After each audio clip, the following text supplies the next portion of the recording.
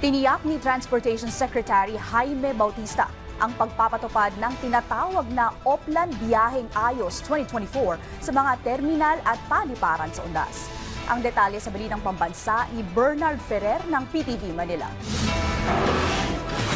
Maagang bumiyahe si Rhea at ang kanyang pinsan pauwi sa Magallanes, Cavite para sa undas. Iniiwasan kasi nila matinding trapiko lalo't marami na ang umuuwi sa mga probinsya. Yung biyahe niyo po, gano'ng katagal? Papuntang Magallanes, Cavite? Siguro po mga 5 hours.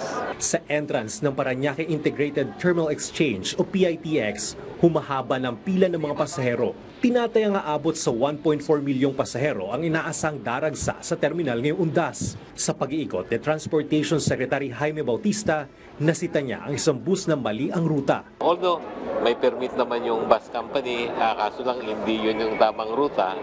Pero kailangan ayusin natin dahil pag hindi maayos, pwedeng pag nagkaroon ng aksidente, baka hindi sila makaklaim sa insurance. No? Sa ngayon, halos 800 bus na ang nabigyan ng special permit ng Land Transportation Franchising and Regulatory Board para makabiyahe sa undas. Isinailalim na ng Land Transportation Office sa roadworthiness ang mga babiyahing bus at na-drug test na rin ang mga bus driver. Ikinatuwa naman ni Secretary Bautista ang latag ng seguridad sa PITX. Meron tayong mga PNP personnel, meron tayong Coast Guard, no?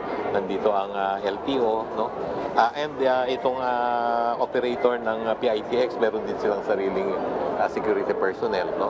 So far maayos naman. Maging sa paliparan ay tiniyak ni Bautista na maayos na may patutupad ang kanilang Oplan Biyaheng Ayos 2024. Early morning ay tumawag ako ng area meeting para sa lahat ng managers ng mga CAAP in 12 areas na nag-report sila ng kanilang mga pagpaplano, no? Yung kahandaan nila. Pinalalahanan naman ng DOTR mga pasahero na sumunod sa mga ipinatutupad na panuntunan sa mga terminal ng bus at paliparan upang maging maayos ang kanilang biyahe. Mas mainam din kung iiwasan ang mga ipinagbabawal na gamit tulad ng mga matutulis na bagay at flammable materials. Mula sa PTV, Bernard Ferrer para sa Balitang Pambansa.